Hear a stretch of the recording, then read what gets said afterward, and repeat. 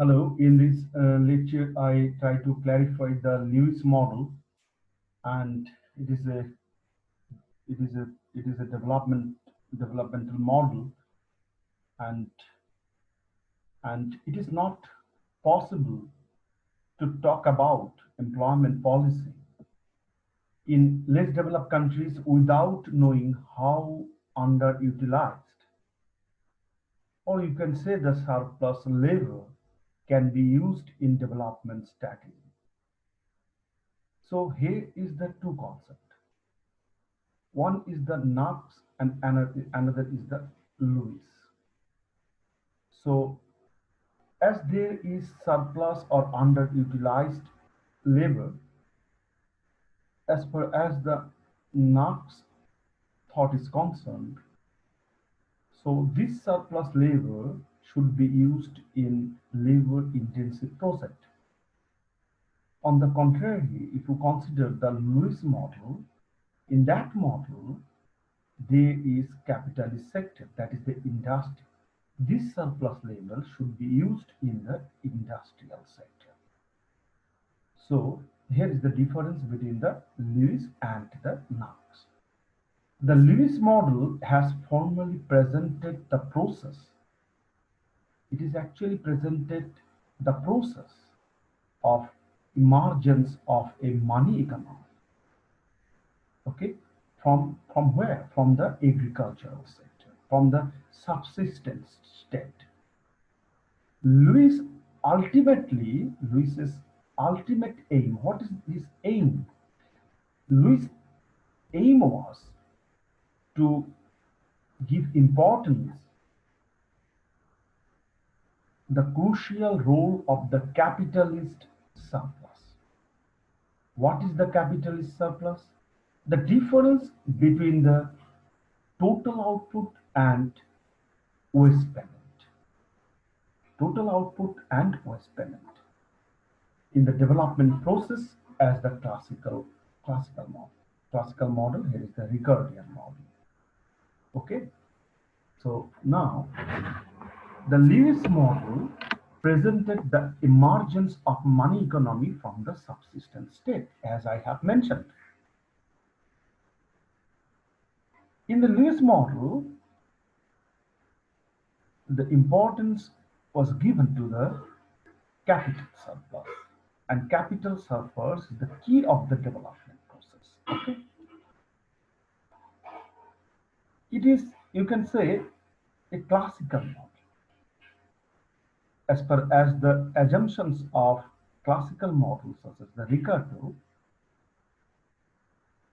there are two assumptions.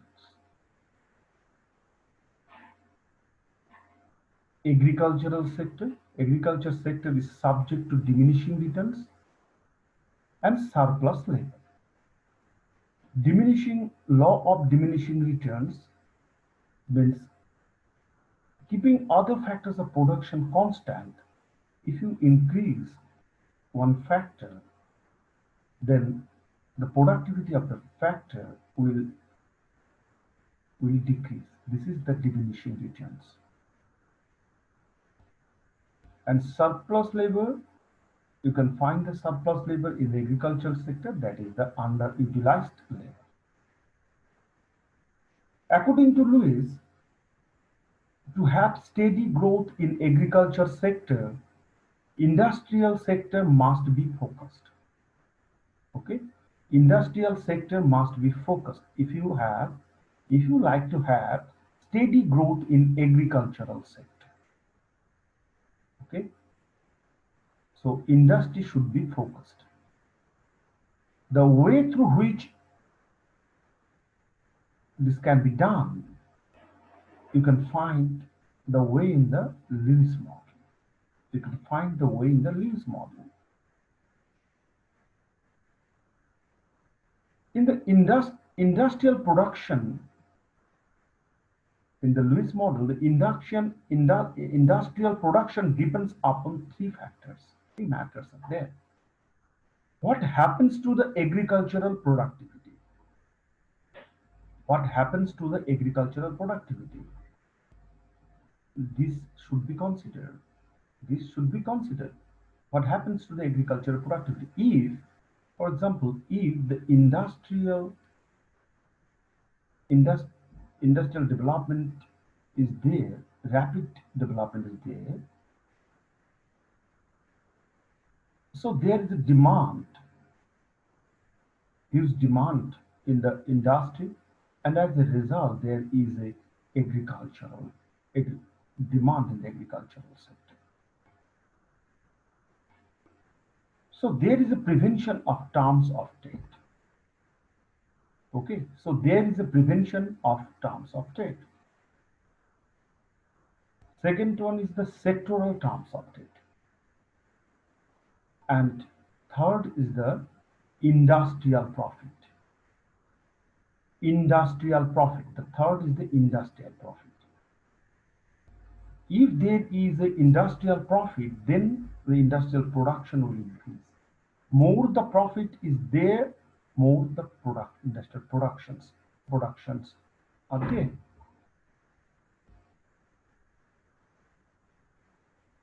Ricardo Marx assumption, that is the labor is available in unlimited quantity at a fixed real wage, is considered in the Lewis model.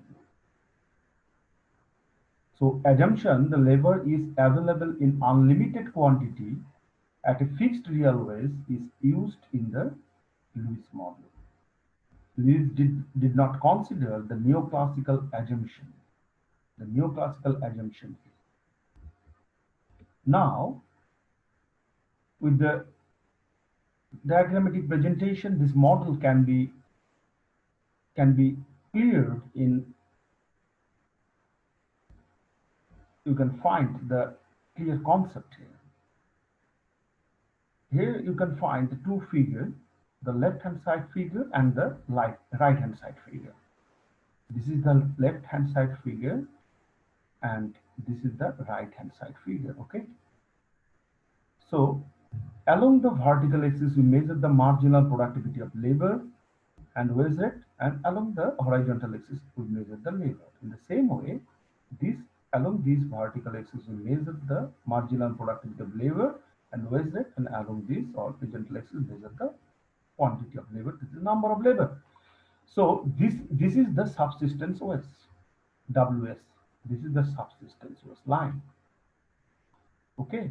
So this is the agricultural sector, you can say, and this is the industrial sector. This line, this line is the marginal productivity line. It follows the diminishing returns to scale. Okay. As the number of labor varies, the marginal productivity will vary. Okay. So at L0 number of labor, marginal productivity is high. And at L2 number of labor, marginal productivity is 0. And more than L2 labor, the marginal productivity of labor is negative. It is beyond the horizontal axis. So it is negative. Okay. So now this in industrial sector, you can find the production possibility frontier, and at OL0 number of labor, the wage rate is WY. The wage rate is WY. Okay, and there is a difference between the industrial wage and the subsistence wage. There are a number of factors for which the difference is there, such as the cost of living is high in the urban sector, or you can say the risks of employment in the urban sector. So number of factors are there that is actually responsible for the difference between the industrial waste and subsistence waste. So now at L0 number of labor, cost is production cost is O, WI, C and L0. Okay, this amount. And profit is WI, P and C. This profit will be reinvested in the industrial sector. And production possibility frontier will shift up to the right. Okay, so P1 is the next production possibility frontier, and L0 L1 number of labor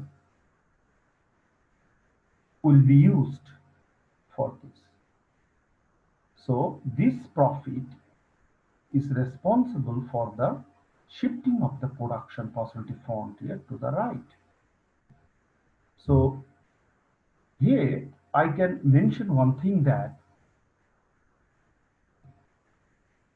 beyond, suppose the labor in excess of, here you can look here, labor in excess of L1, in excess of OL1 or in excess of L1 labor is incompletely elastic supply to the industrial sector at any waste rate.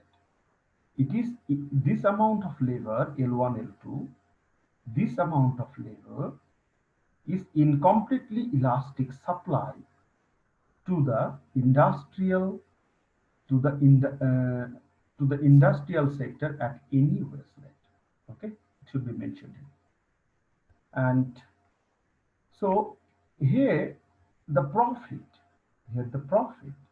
when L0 L1 labor is introduced in the industrial sector by investing WIPC amount of profit, then the production possibility frontier is P1. Okay. Now the cost is OWIDL1. If OL1 amount of labor, number of labor is used in the industrial sector, then the cost is OWIDL1. Okay, and profit is WIP1D, and this amount profit will be reinvested. Now the increase in profit is the difference of increase in profit is the WIP1D minus WIPC. Okay, so this profit will be reinvested. So reinvestment of profit is crucial. Here the industrial sector, labor are paid according to the marginal productivity of labor, and profit maximization is the main motive of the industrial sector. So C is the OWI, that is the waste rate, and this amount of labor will be introduced in the industrial sector OL0, and on the basis of the P1 frontier, OL1 labor is introduced in the industrial sector on the basis of the marginal productivity of labor. Okay, so profit is a crucial thing in the industrial sector. The expansion of the capitalist sector and the rate of absorption of the labor from the subsistence sector depends on the utilization of the capitalist surplus. So utilization of the capitalist surplus is the crucial for the absorption of the surplus labor from the subsistence sector. If wages remain constant, Otherwise, some problem will be there. If wages remain constant, the capitalist sector can now employ more workers. Okay, so stimulus to invest in industrial sector comes from the rate of profit. So rate of profit is crucial in the industrial sector. So what is the rate of profit? Rate of profit is the total profit divided by the capital, number of capital. Okay, total profit, total capital. This is the rate of profit. Now, it can be shown in this way. It is the ratio of the difference between the one output per unit of labor and waste real wage rate. It is the difference of output per unit of labor and the real wage rate. And this is the capital per unit of labor. This is the capital per unit of labor. So if this is fixed, this portion is fixed, so it depends upon this factor, Q by L. If Q by L, if Q by L increases, then profit rate will increase. If Q by L increase, if Q by L increases, then profit rate will increase. Okay. So productivity of labor is crucial here. So productivity of labor, what is the productivity of labor? Q by L is the productivity of labor. So these all are constant, and so if the productivity of labor increases, then the profit rate will increase. Okay. So this is the this is the this is the Lewis model. Now the criticism. Okay. Lewis's conclusion will not hold if the capitalist profits are reinvested in more sophisticated labor-saving capital equipment.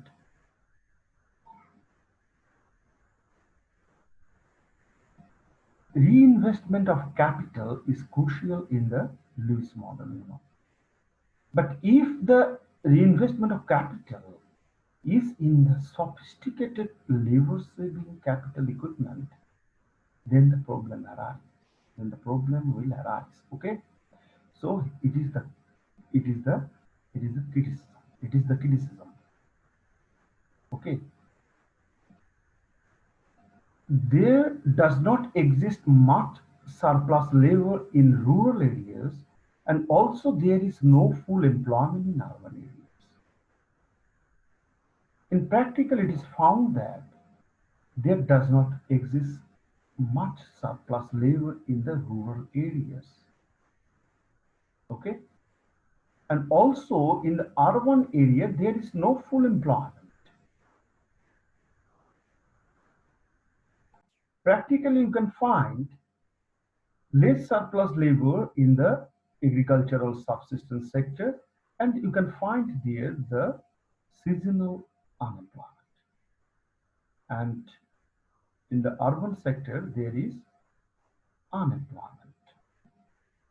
Now, the third criticism, according to Todaro, once a labor-saving technique is taken, there is a growing prevalence of urban surplus labor, and the tendency for modern sector wages to rise, even where substantial open unemployment exists. Okay?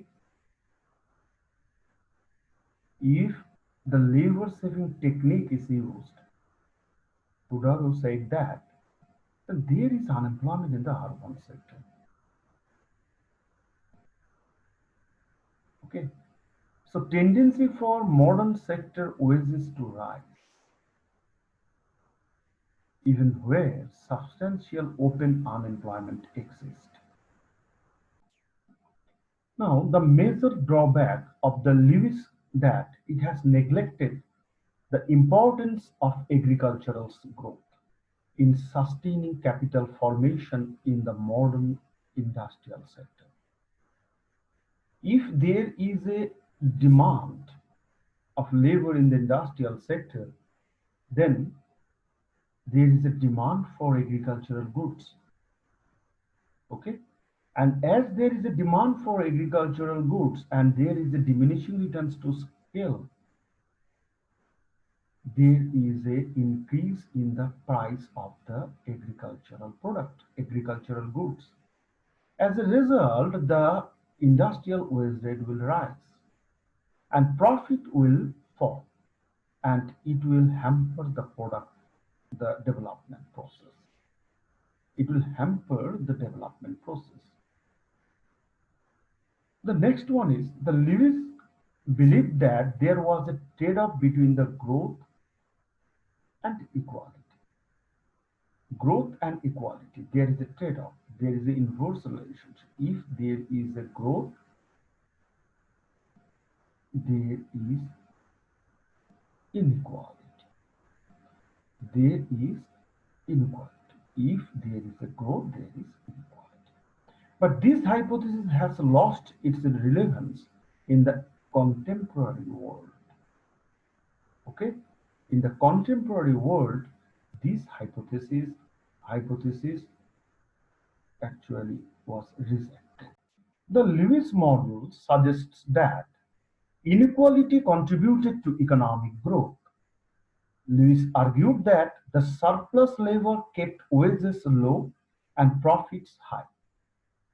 Workers earning subsistence wages could not save. Okay? The workers who are earning subsistence wages could not save. So who will save? The capitalist. Only the capitalist will save. Okay. So higher profits contribute to higher saving rate. In this view, there is an inverse relationship between the growth and equality. But this hypothesis is irrelevant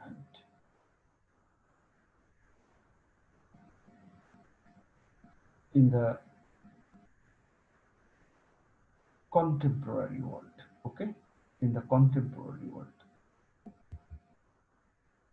Now, the conclusion. Lewis' model, though widely accepted, has been attacked severely after its emergence in 1954. Yet it is hard to conceive development without growth, though there can be growth without development. Okay? It is difficult to conceive the development, there is development and there is no growth. It is very difficult to digest. Though you can find there can be growth without development. Without development, you can find there is growth. The model is unclear and it could not move further as a result of this. This has prevented its use in empirical research. But it is important, it was important. Okay? Why it is important? Though it is unclear, because it was the first work ever on economic development. You must remember this. It was the first work ever on economic development. And other works actually have built on its existence. Its existence is very important, you know. Its existence is very important. It was the first time labor in an economy was looked into. Labor in an economy was looked into. It was the first time in the Lewis model. So it is important. So it is further accepted generally as the contribution for which Lewis was awarded the Nobel Prize. So this is the overall understanding of Lewis model, and hope you have enjoyed it and increase your knowledge thereby.